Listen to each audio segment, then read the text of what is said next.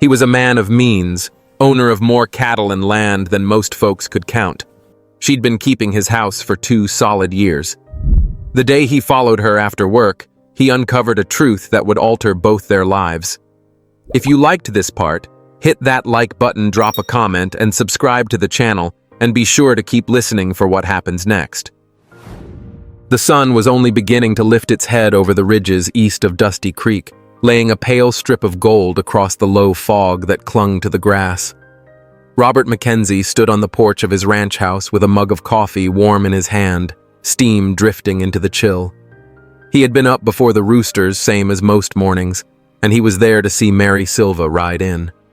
She came the same way she always did, down the dirt track from the north, astride that tired old bay mare of hers, back straight eyes on the ground ahead. She reached the gate right on the dot, no more, no less. In 2 years, she hadn't been late once. For most bosses, that would be a point of pride, but for Robert, it sat differently. That kind of clock-tight regularity didn't just happen. It came from something under the skin. From where he stood, he could watch the whole routine. She'd swing down, hitch the mare to the rail, smooth her skirt, and cross the yard in that steady, square-shouldered walk. The dress was plain cotton worn to a thin shine, same as the apron tied over it. Her boots had seen better years, yet she carried herself like someone who'd never been beaten down, not in the ways that mattered.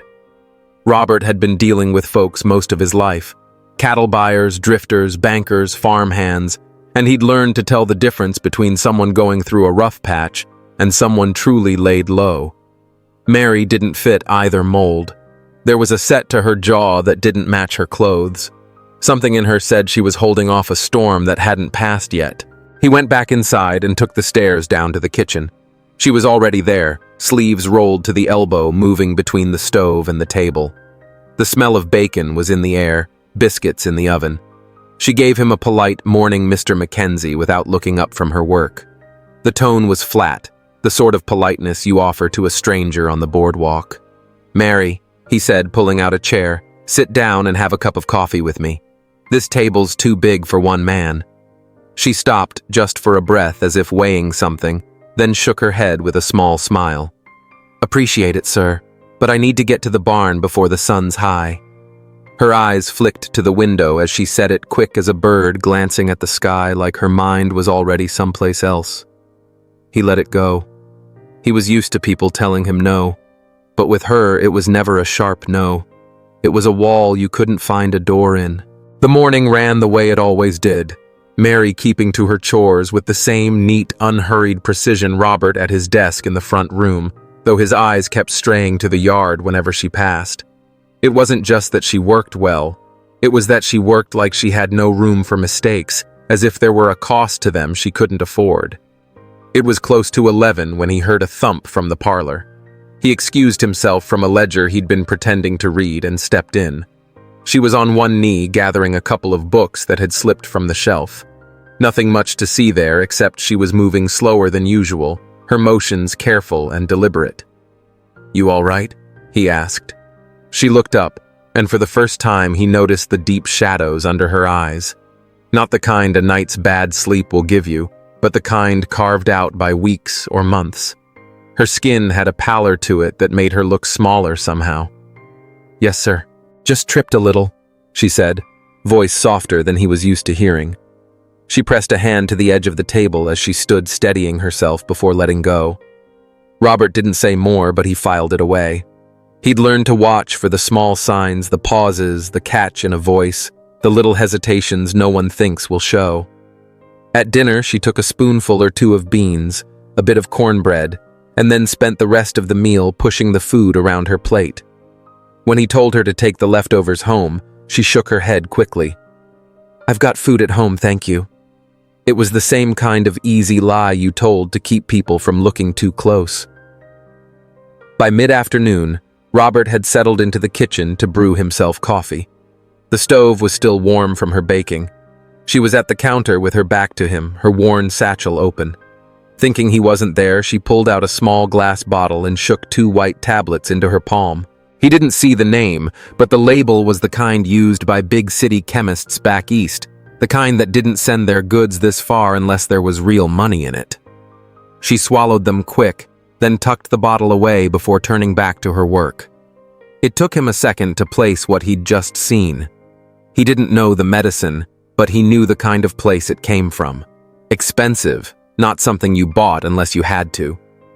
When he stepped into the room a minute later, she was moving about as if nothing had happened, rolling out dough for a pie like she had all the time in the world. "Mary, you feeling all right?" he asked, keeping his tone light. She glanced over her shoulder. "Just a bit of a headache is all. I could ride into town and fetch Doc Simmons. No need for that, Mr. Mackenzie." She went back to her dough hands, steady voice even. "It'll pass."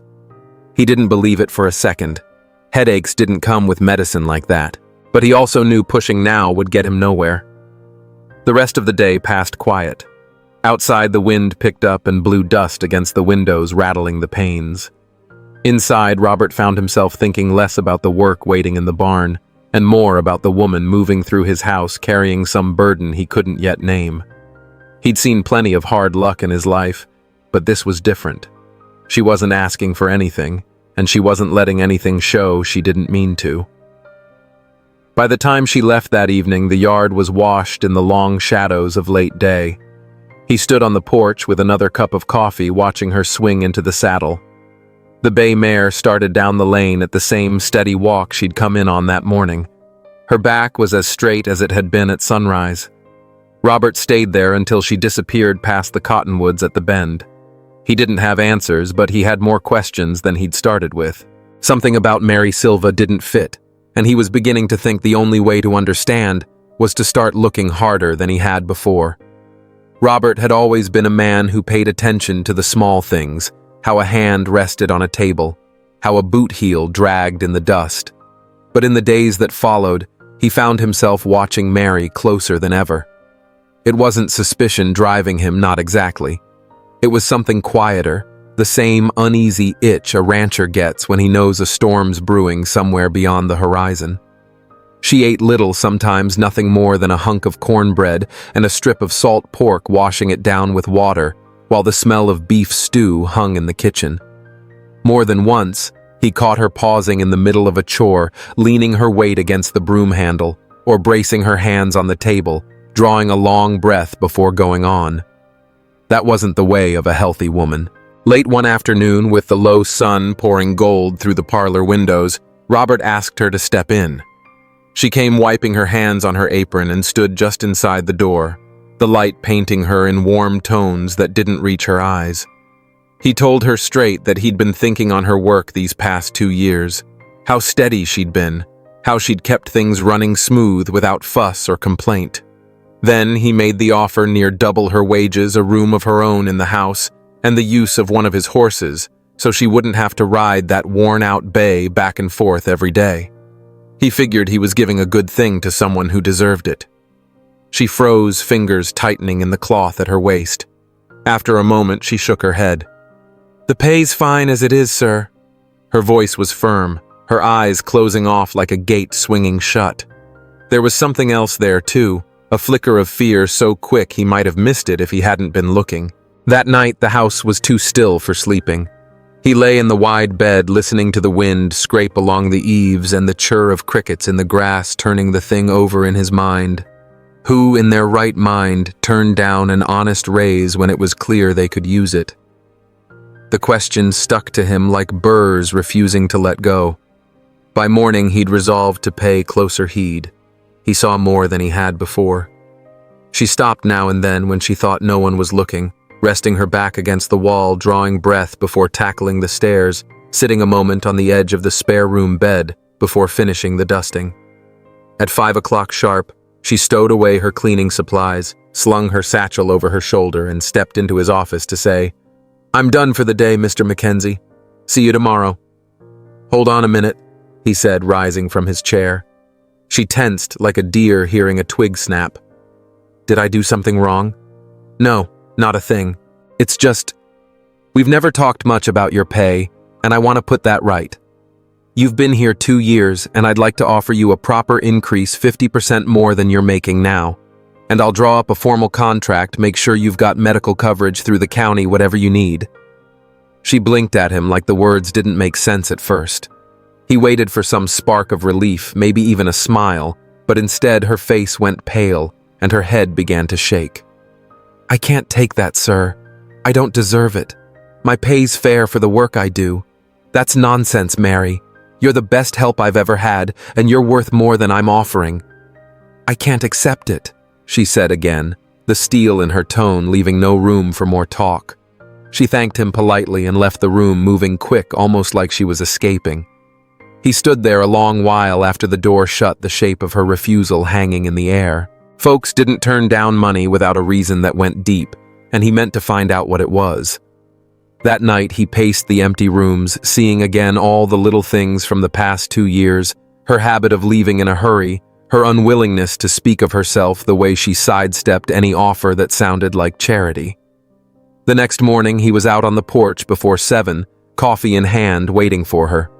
When she came through the gate, her step was just a hair slower than usual, as though she was counting the effort it cost. Over breakfast, he tried to edge closer. "Do you live far?" he asked. "Not too far. You have family?" She hesitated. "I've got a daughter." It was the first true thing she'd told him about herself since she came to work for him. "How old? 8. That's a good age." "Full of life," he said. She didn't answer, only gathered the dishes and went into the kitchen. He caught the shimmer in her eyes just before she turned away. The day rolled on. Around 2 in the afternoon, he heard the steady hum of the carpet sweeper in the sitting room, then silence. He stepped in to see her leaning against the wall, eyes shut, color drained from her face. At first, he thought she was just catching her breath, but then her knees trembled. She tried to take a step, and her legs gave out entirely. The sweeper clattered to the floor as she crumpled. Robert was at her side in an instant. Her skin was clammy and pale as paper, her breath coming in short bursts, her pulse racing under his fingers. He eased her onto the settee and reached for the telephone, but her hand shot out, weak though it was. "No," she whispered, eyes unfocused. "You fainted. You need the doctor." I said no. The plea in her voice was sharp enough to cut. "Please. I'm fine." She wasn't fine. He could see the raw desperation there, something he'd never glimpsed before. "When's the last time you ate a full meal?" he asked. "I've eaten," she said, but it was a lie a mile wide. "And when's the last time you slept through the night?" She kept her silence.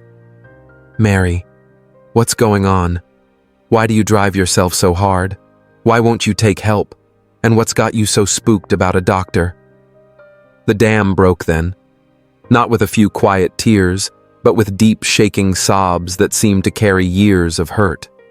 He stayed beside her, and for the first time she didn't pull away. "I need this job," she said at last, voice ragged. "I can't lose it."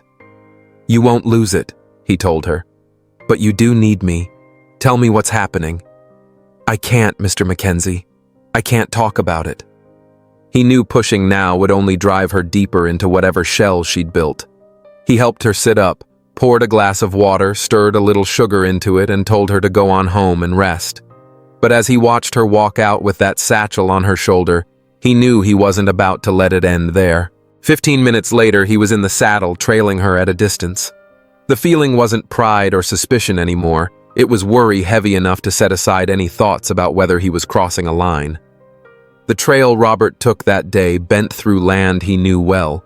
Ridges of red stone, dry creeks, lined with cottonwoods, and the wide-backed grass country that rolled out toward the county seat. It was near 20 miles into town, a fair ride if you weren't in a hurry, and he wasn't looking to gain on Mary's old bay mare too fast.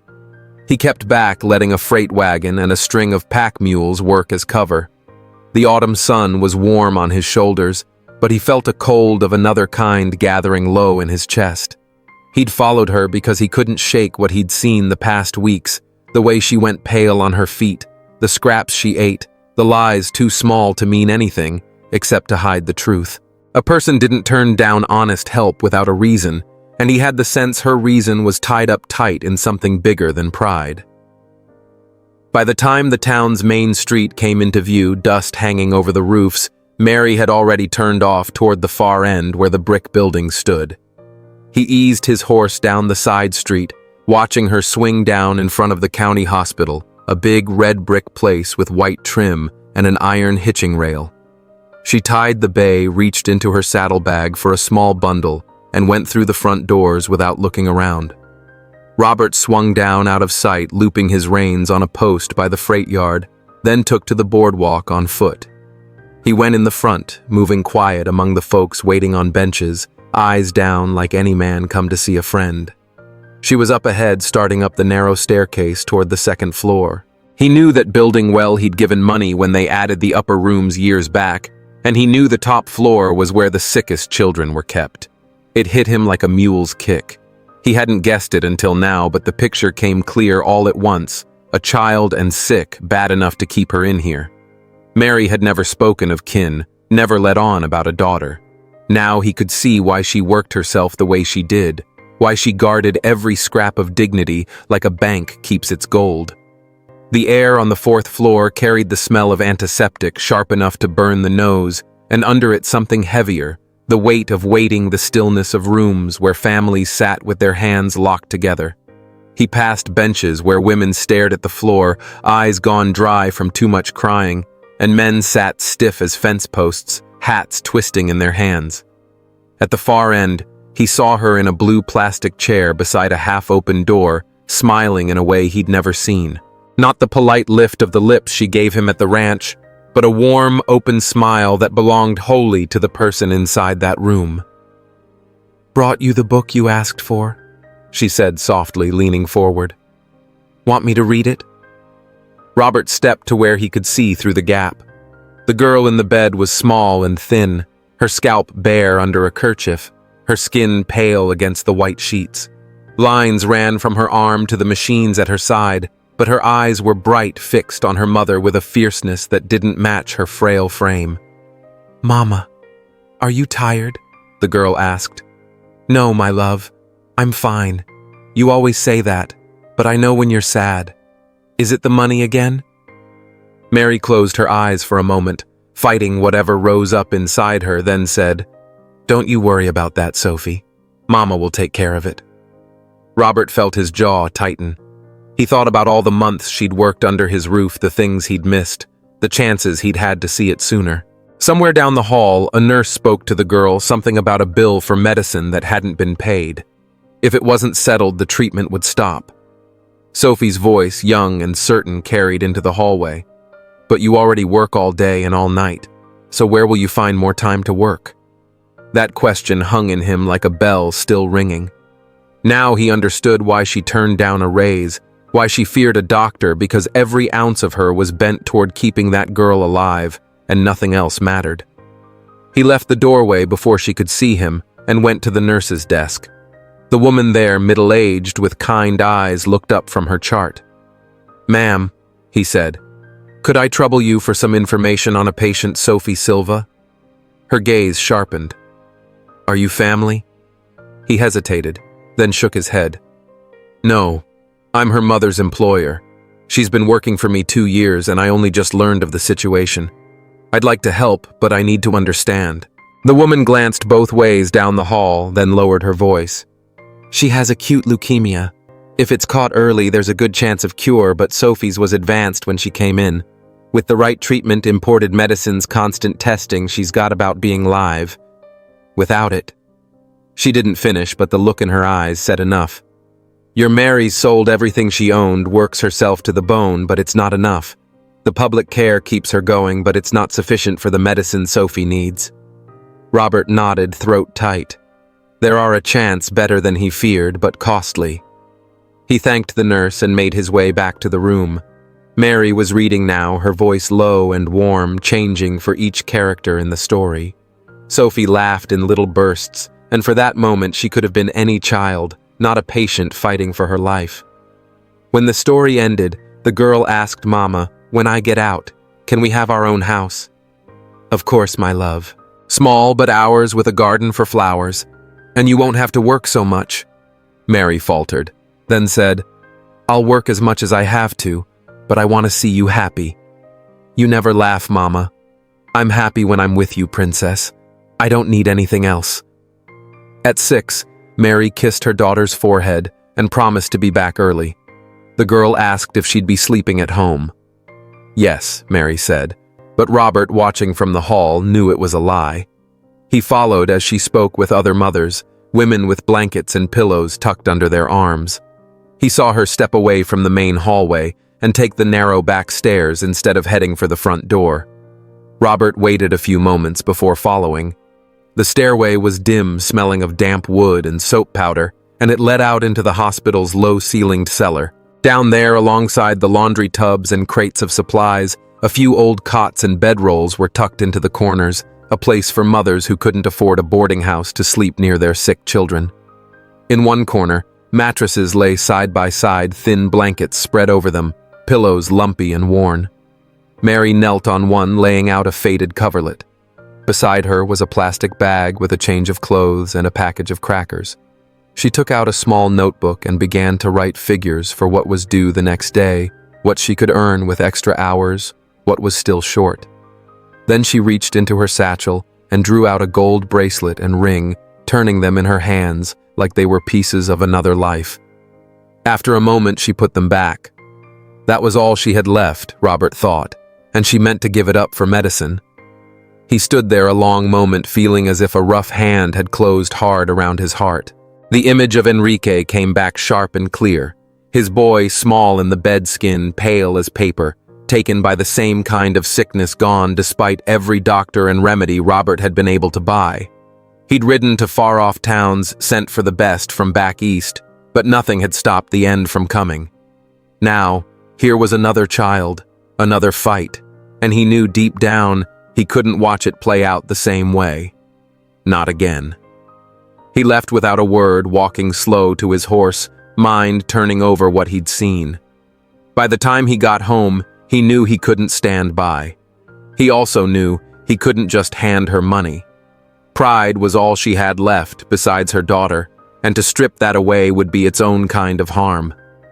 He left without a word, walking slow to his horse, mind turning over what he'd seen.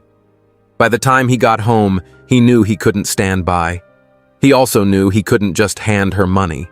Pride was all she had left besides her daughter, and to strip that away would be its own kind of harm. The next morning, he noticed something he hadn't before she carried not only her satchel, but a bag of new cleaning supplies. "Why'd you buy those, Mary? We've got plenty." "They were out, sir. I thought I'd better restock." It was a lie. He'd seen the storeroom full. She'd spent money she didn't have on something that wasn't her responsibility. That settled it for him. After lunch, he found her in the library dusting the shelves. He closed the door behind him. "Mary, I need to talk with you. Sit down." She stiffened. "Have I done something wrong?" "No. If anything, I have. Yesterday, after you fainted, I was worried. When you left, I followed you." Her face went white. "You followed me. You saw Sophie." "I did. And I'm sorry I didn't ask before. For 2 years, you've carried more than anyone should, and I never asked if you were all right." She broke then, not the quiet tears he'd seen before, but deep sobs that seemed to empty her. "Please don't fire me," she said between breaths. "I should have told you, but I was afraid you'd think I couldn't do my work, that I'd missed too many days." He brought her a glass of water. "You'll never lose this job. No matter what happens with Sophie, no matter how many days you have to be away. You've lied, yes, but to protect your family, and that's different." He asked her to tell him everything when Sophie first fell ill, what the doctors had said, how she'd managed this long. Bit by bit, with pauses to steady herself, she told him the fevers, the unexplained bruises, the diagnosis that hit like a hammer. Without treatment, the girl wouldn't have made it through the year. She'd taken the job at his ranch because it paid better than the store, and she thought if she worked without fail, she might earn enough to keep Sophie's treatments going. She'd sold her furniture, her clothes, anything that would bring cash. Still, there was a euro. How much each month? 8,000 reals, she said, the medicines, the tests, the specialists. To him, it was a weekend at a resort. To her, a wall she couldn't climb. I'll pay for it, he said. No. The answer was sharp. She's my daughter. My responsibility. And if you can't, what then? She had no reply. Only tears. Mary. I have the means. For me, it's nothing. For you, it's her life. It's not pride, she shot back. It's dignity. Knowing I can care for her without leaning on anyone. Let me ask you this. If it were my child sick and I couldn't pay, and you could, would you let him die to save my dignity? She had no answer for that. He told her Sophie hadn't chosen to be sick or poor, or to have a mother who'd rather lose her than take help. That broke her last defense. Still, she said, I can't live knowing I owe my daughter's life to someone else. He thought a moment. Mary, can I tell you something I've never told anyone here? I had a son, Enrique. He died of the same sickness Sophie has. The difference is, I had the money for every treatment, every doctor here and abroad. It didn't save him. And now your girl might die for lack of what I could give without feeling it. When Enrique died, I thought my life was over. Yesterday, seeing Sophie, I realized maybe I still have a purpose. Let me help. She was quiet a long while, eyes on her hands. If I accept, how would I repay you? You don't owe me. It's not a loan. Then how do I live with owing you everything you've given me more than you know? He said. You've kept this house like it was your own. Stayed honest, worked beyond your hours, never asked a thing. You've made this place less empty. If you don't let me help, I'll take it to mean you don't see me as enough of a friend to stand by you now. She gave a wet laugh. That's emotional blackmail. It is, and it's working. She set her jaw. If I accept, there are conditions. First, I keep working here as before. Second, when Sophie is well, I'll find a way to repay you. Third, no one knows, not even Sophie. She has to think I managed it myself. He agreed. What will you tell her when the treatments keep going? That I got a better paying job. It's not a lie, I'll be making 8,000 more. For the first time in hours, she smiled, and when she stood, she hugged him. One more thing, she said. Would you like to meet Sophie? I'd be honored. The next morning, she greeted him with a smile that reached her eyes. Good morning, Robert, she said the first time she'd used his name without formality. That afternoon, they drove into town together. On the way, she told him more about Sophie, how she loved to draw, how she faced each procedure with more bravery than any child should have to. In the hospital room, Sophie's eyes were wide with curiosity. You're the Robert from Mama's work, she said. And you're the Sophie I've heard so much about, he replied. Your mama says you're the bravest girl she knows. She exaggerates. I cry sometimes. Crying doesn't mean you're not brave. Even brave folks cry. She studied him. Have you ever cried? Yes. Many times. Why? He glanced at Mary. I lost someone special. My son Enrique. Did he die? Yes. From the same sickness you have. That must have been sad. The saddest thing in my life. Then you came to meet me because I remind you of him, no. I came because your mama talks about you with so much love. I wanted to meet the girl she sees. Sophie smiled. Mama loves me. Works hard to take care of me. And you love her too, don't you? Mary stepped in. Now I won't be as tired, honey. Robert gave me a raise. Really? Sophie's eyes went wide. That's great. She deserves it. I agree, Robert said. She's the best help I've ever had. Sophie clapped. Then maybe we can have nice food again and maybe our own house when I'm better. Robert felt the pull in his chest. Sophie, when you're well, what's the first thing you want to do? Plant flowers. Mama promised we'll have a little garden with daisies. Why daisies? They're simple but pretty like Mama. Robert looked at Mary and saw her eyes shine. The sun was only just beginning to burn through the morning haze when Robert rode into Dusty Creek that day. Light spilled over the red hills like a slow tide touching the tall, pale grass in the lowlands and setting it swaying in the soft wind. From the corrals came the steady clink of a bit chain and the thud of hooves as one of the boys worked a restless gelding in circles.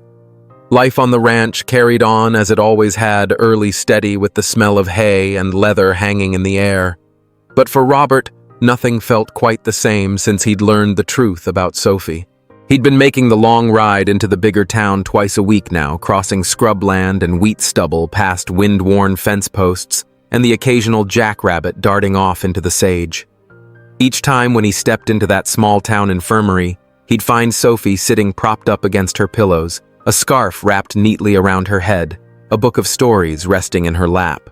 She still looked fragile, too thin for an 8-year-old, but the dullness had begun to leave her eyes. There was more color in her cheeks, more life in her voice, and the smiles came a little easier. That morning, after he'd brought Mary a cup of the coffee she liked half-hot milk, half-strong brew, he decided it was time to say what had been on his mind for days.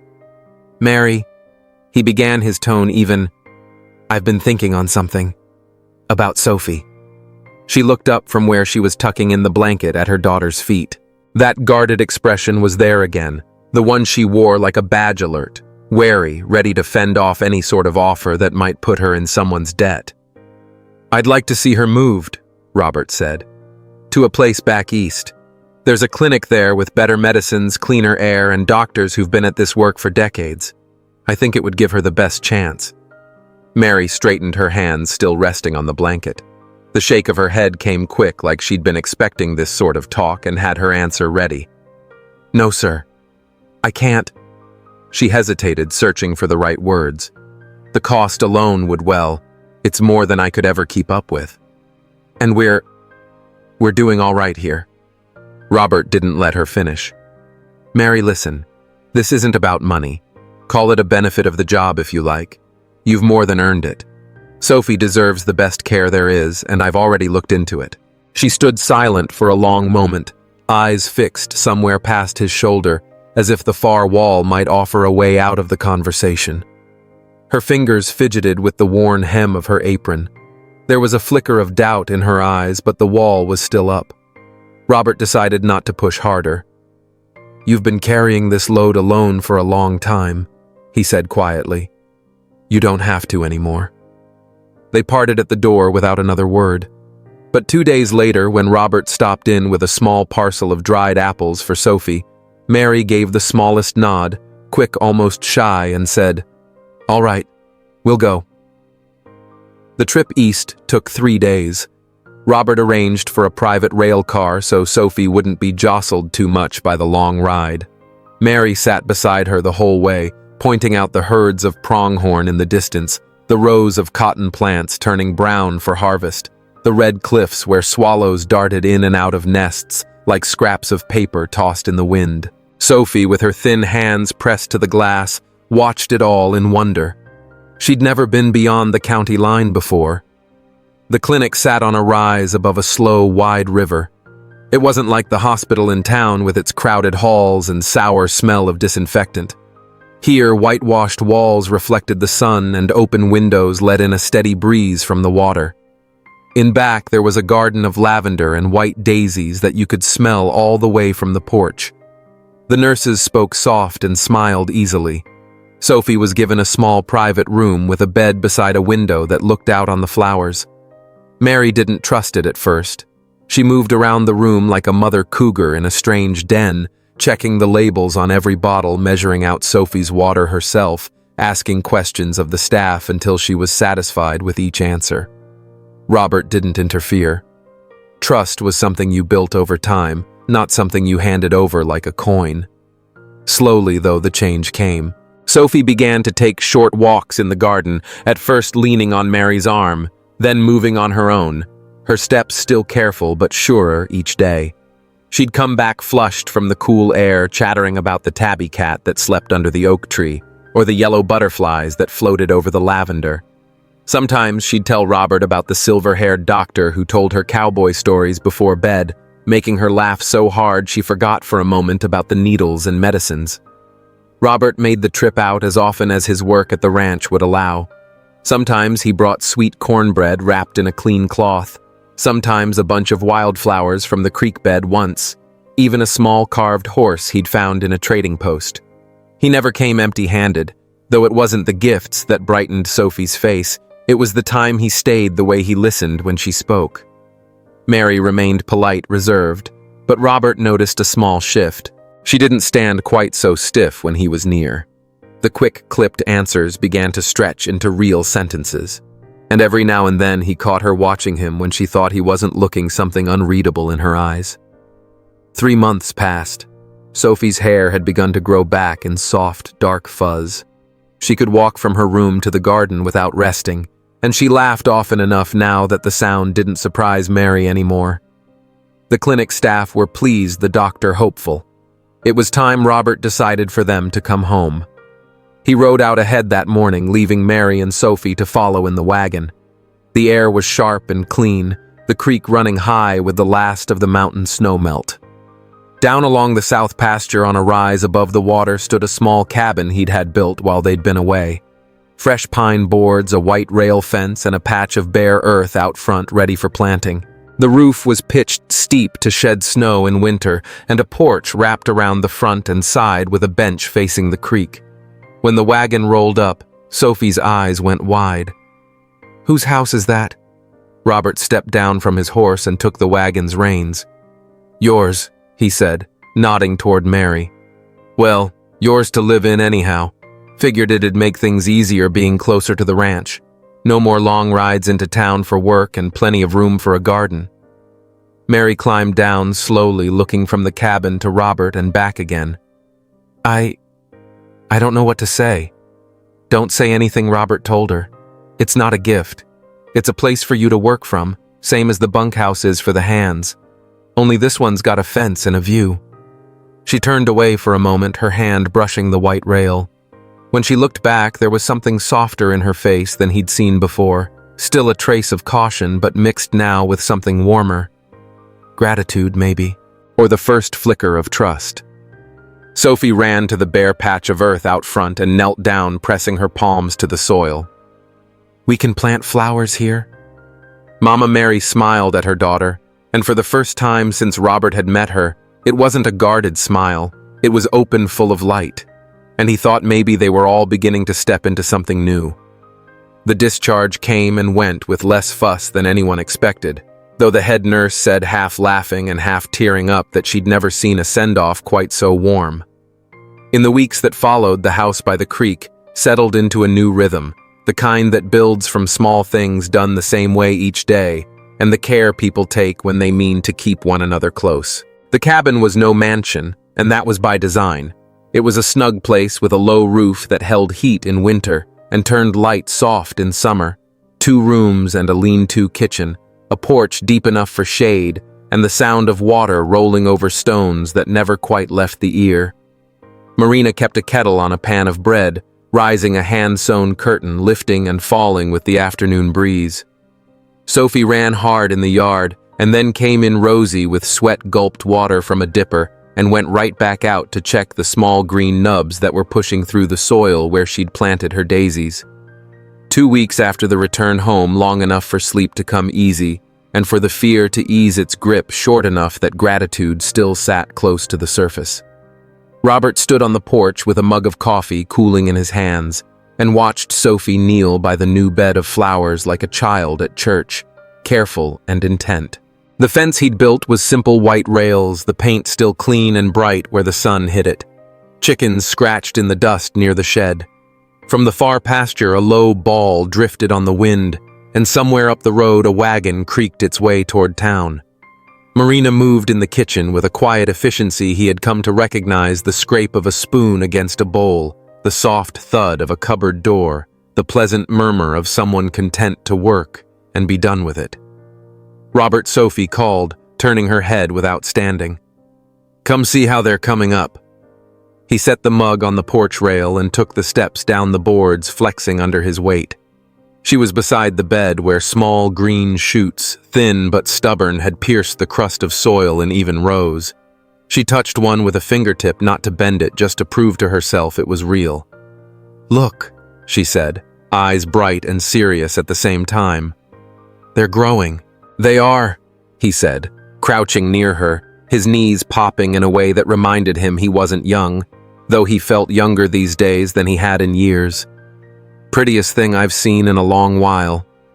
He meant it for the flowers, but also for the hand that hovered over them and the breathless pride that came off her like sunlight. He meant it for everything those shoots stood for, the clean start of a life not dictated by hospital bells and white walls, but by seasons, by weather, by the stubborn habit of hope. Sophie nodded. Then the brightness in her face dimmed to something thoughtful. She looked past the bed toward the creek, not because she didn't want to meet his eyes, but because some questions need to be sent out over water so they don't hurt so much. "Can I ask you something?" "You can ask me anything," he said, and he felt it down to his boots. "Do you miss Enrique?" It wasn't a question she put forward often. She knew because Marina had told her. With that plain truth, children understand better than they're given credit for, that Robert had once been a father and had lost that particular light. She knew his son's name, knew the bones of the story, and she had been careful with it the way she was careful with her seedlings. He kept his eyes on the new growth. "I miss him every day," he said, letting the words sit where they fell. "But it doesn't cut the way it used to. It's more like missing a place you loved, one you can't go back to, but you're glad you were there." Sophie considered that, hands folded now, her breath steady. "Sometimes I feel sad," she said, "but it's not the kind of sad that hurts all over. It's like wanting to see somebody again and knowing you will just not now." Then she turned and looked at him full on. "I think Enrique would be happy you have a family again." He swallowed. There was a pressure behind his ribs that felt like a hand closing and then letting go, like the start of tears he didn't want to make her bear witness to. "Why do you think that?" "Because when you love somebody, you want them to be happy," she said, as if stating how the sky works. "And you are, aren't you?" "I am," he said, the truth coming easier than he might have guessed. "I surely am." "Then he is too." Sophie leaned against him, and he drew her in, careful of the small bones in her shoulders, surprised by how strong she felt, how solid. He breathed in the smell of sun and dust, and the faint sweetness that clung to her hair, and he let the moment sit between them without adding any words that might cheapen it. "Dinner's ready," Marina called from the doorway, and the sound of her voice, light but sure, brought them both up the path. They ate at the small table by the window, with the curtain lifting and falling in a breath of air. The meal was simple fried potatoes with onions, a dish of beans, cornbread cut in thick squares, and early greens from a neighbor's garden, yet it tasted like plenty. They talked about Sophie's school day, the names of the girls she liked, how the teacher kept a jar of buttons as rewards for good reading, how the marigolds needed a little more water on the south side of the bed where the sun hit hardest. After they'd each cleared a good plate, Robert set his fork down and wiped his hands on a cloth in a slow, absent motion, which in their house had already come to mean he had something on his mind. "I've been working something out," he said, and he didn't put on a speech. He let it come the way a rancher says what needs saying at the end of a day's ride. Marina glanced up a question without any fear in it. Sophie weighted her elbow on the table, her chin in her palm. "You both know I've got money stacked up I never had much use for," he said. "More than a man needs to live good and to make certain the stock and the hands are taken care of. I've been thinking on that. I've been thinking on how a family in a hard spot doesn't just need a sack of dollars. They need a place to go where someone can say, 'We've been there. Sit down. We'll help you sort this.' I want to build that place, and I want to put our names on the sign so folks know what it's there for."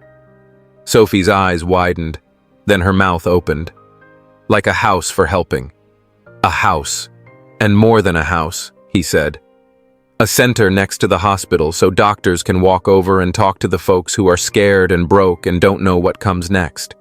A place with beds if you can't afford a room in town, a pantry, a room where kids can draw or read while their mama or daddy is filling out papers. And I want to name it after Enrique and after you, Sophie. To keep what I lost and what we fought to keep alive in the same breath." Marina's fork stopped halfway to her mouth. She set it down, and for a moment she didn't speak, not because she opposed it, but because the size of the thing took a second to settle.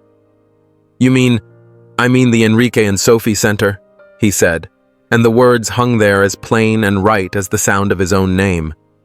I've already talked with a builder about a solid frame place on a lot near the hospital. I'll put the money up, but I don't want this to be mine. He turned toward Marina and his tone softened, not to persuade but to honor what she knew. I want you to run it.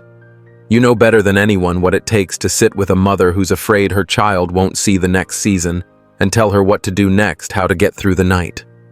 She took a breath, then let it out slow and her shoulders eased. If you believe I can do it, I'll try, she said. But I'll be learning as I go. That's all any of us do, he told her, and the half smile he gave was enough to draw one from her too. 3 months later, the Enrique and Sophie Center opened its doors. The old brick building Robert had bought beside the county hospital was cleaned up and given fresh paint, the rooms stocked with cots, quilts, a small kitchen, a corner full of toys and books. A signboard out front bore the name in neat black letters. The opening wasn't grand, just coffee pie and a few words, but it was thick with meaning. Families who'd been in and out of the hospital came by to see. A few of the nurses stopped on their way home from the ward. Even Doc Henley from town made the ride in to shake Robert's hand. Marina moved through the rooms in a plain blue dress, her hair tied back, talking with a mother who'd just learned her boy had the same sickness Sophie had beaten. I know the place you're in, she told her, holding her hand tight. You're not alone. We'll help with the medicine, the travel, and we'll sit with you when the nights get long. Sophie, with her hair now to her shoulders, darted from room to room carrying small drawings she'd made, bright houses, gardens, horses in pasture, and pressed them into the hands of children waiting with their folks. When the last visitors left and the sign was turned to closed, Robert found Marina in the small office looking out at the street, her fingers resting on the sill. How'd the first day feel? He asked. Full, she said. Tiring, but right. Like I'm doing what I'm meant to be doing. She looked over at him. It's a good thing you've done here, Robert. He stepped closer, resting one knee on the rug beside her chair. He reached in his vest pocket, pulled out a small box, and held it in both hands. It's a good thing we've done, he said, and I want to ask you to do another thing with me. He opened the box. Inside was a plain gold ring, not flashy, but with a quiet shine. Marina Silva, will you marry me? Her eyes widened and her hand went to her mouth. Robert, I know it might feel sudden. He said, his voice steady but low. But in my heart, we've been a family a good while now. You and Sophie. You're the most important thing in my life, and I want it set down proper. She stared at the ring, then at him, and her eyes brimmed. It's simple, she said softly. I figured you'd like it that way. She nodded, smiling through the tears. Yes, Robert. Yes. He slid the ring onto her finger, and they leaned in foreheads, touching the rest of the world falling away for a long moment. Marina drew back just enough to call out Sophie. Come quick! Sophie came running, cheeks flushed from some game she'd made up in the playroom. What is it? Robert just asked me to marry him, Marina said, still holding his hand. Sophie's face lit like the first day of spring. So we'll be a family forever. Forever, Robert said. Then I want to be the flower girl. You've got it, he said, lifting her up in his arms. And I already know where we'll have the wedding. Where? Marina asked, smiling. In the little chapel at the hospital, he said. Where all this started. A month later, on a clear morning that smelled of lilac and dust, they stood in that white clapboard chapel with its plain wooden pews and sunlight slanting through the windows. Sophie wore a pink dress and carried a small bouquet of white daisies from her garden. Doc Henley sat in the front row beside the nurses who'd tended Sophie through her worst days. A few ranch hands from the spread had come along with the families they'd helped through the center. When it came time for vows, Robert spoke of how loss can hollow a man out and how love unexpected and unlooked for can fill him back up. Marina spoke of courage, of trust, hard-earned, and of how miracles sometimes come in the form of steady, stubborn people who don't walk away. Then Sophie stepped forward, small but sure, and said, "Now we're a real family, and we'll help other families too." That's the happy ending I wanted. Afterward, they rode back to the cabin in the wagon, the daisies Sophie had planted nodding in the breeze as if in agreement. Robert watched Marina and Sophie walking ahead of him toward the porch, their skirts catching the light, their voices low and warm. He knew then he had found more than he'd ever set out for: a home, a purpose, and a second chance. And in the whisper of the evening wind through the flowers, he could almost hear Enrique telling him he'd done all right, that life, given half a chance, has a way of blooming again. You know, friends, after walking through Robert, Mary, and Sophie's journey together, I'm left with that quiet, warm feeling you only get from a story that digs into the heart. This wasn't just about a man helping a woman in need. It was about dignity, trust, and how sometimes the hardest thing isn't giving help, but accepting it.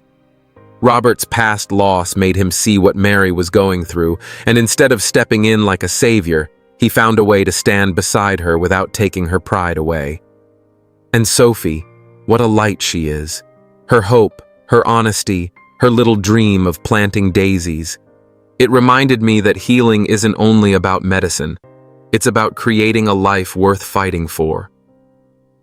The real lesson here: we don't get to choose when we're given a second chance at love, at family, at purpose. But when it comes, we have to be brave enough to take it. This story is a reminder that helping each other doesn't make us weak. It's how we survive, how we grow. So what about you? If you were in Mary's shoes, would you take Robert's help? Let me know in the comments. I'd love to hear your thoughts.